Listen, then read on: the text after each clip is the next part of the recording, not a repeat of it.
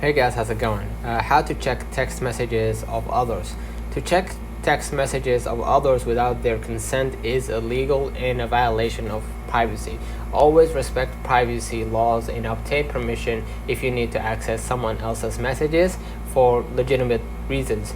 For parental or organizational monitoring, use authorized and legal monitoring tools with appropriate consent. So let's run on the comments if this video helped you.